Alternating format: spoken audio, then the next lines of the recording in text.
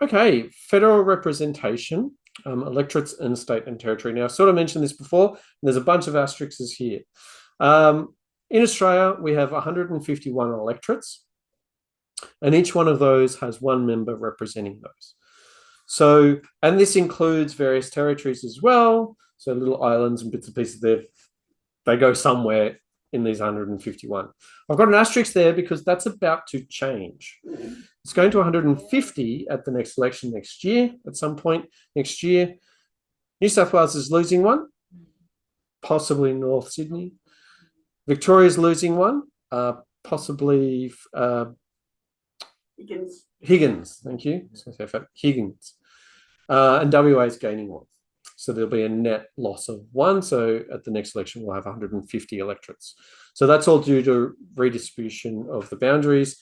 And these electorates are roughly, and I'll explain it in a little bit more detail, the same percentage of Australian voters in each. Now, they're actually more about each state having the same percentage in each. So because they do the calculation state by state, and that's on a rotational system.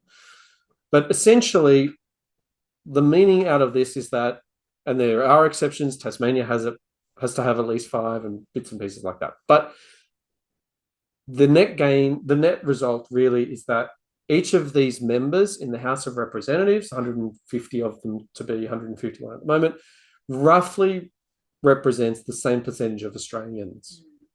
These electorates are not the same size. So we've got huge ones by landmass. Yeah. So yellow,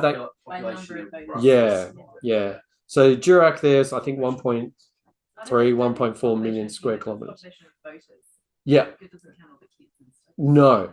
So that's the difference. Anthony Albanese actually has the smallest one. Granville in Inner West is 32 square kilometres, and Durack there is 1.3 or 1.4 million square kilometre. Yellow, yeah, that yellow WA one. That if Durack was a country, it would be the 20th biggest in the world. 20th country, yeah. And fun fact, the member for Durack, their electorate office, they have an electorate office in Perth, which is not in their electorate. But if you think about the logistics, it makes sense because they're going to have to fly everywhere in their electorate, and the hub to do that is Perth. So it's actually faster to base yourself in Perth and then go out. So yeah, this is the logistics of this massive continent. Yeah, so these representatives don't represent the same percentage of Australia. They represent roughly the same percentage of voting Australians. 115,000 voters roughly, changes bit by state, and about 140 to 60,000 people.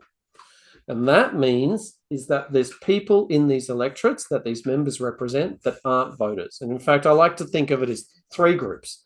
They represent people that voted for them. They represent the people in their electorate that didn't vote for them. And they represent the people in their electorate that didn't vote. It could be under 18. It could be non-Australian citizens, all those sorts of things. They're still representing those people.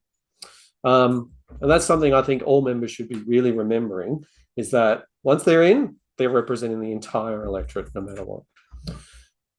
States, a bit different. States have 12 senators each.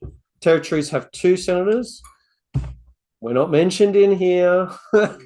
So this has come out because we've changed the Electoral Act and added some senators for the territories. And at the moment, that number is 2.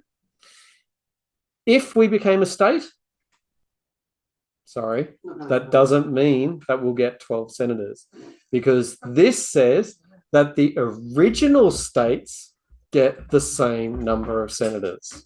Doesn't say how many. At the moment, it's 12. But if we became a state, we're not an original state, so it doesn't guarantee the same number of states as all the others, as senators. It would have to be to change that bit. Yeah. Doesn't have to be a referendum for us to become a state. No. Sorry, one of the sections in here is about adding new states. So that would come into play. So there's new states here. New states may be admitted or established, blah, blah, blah. So that mechanism is already set up. But then to change it from the first states to all states would need a referendum. Yeah.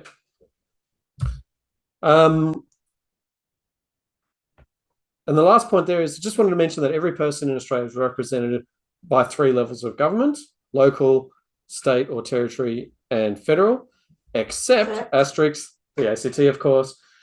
Look, in some ways you can look at the ACT as a bit of a city-state. So, you know, logistics means that we can do that. Council. Or a big council, one or the other. Northern Territory, on the other hand, is not. It's not a territory thing that we don't have that middle level. Northern Territory do have local councils for just the logistical difference. All right, formation of government. This is pretty simple, or we're probably fairly familiar with it, but it is good to highlight. That formation of government happens in the House of Representatives.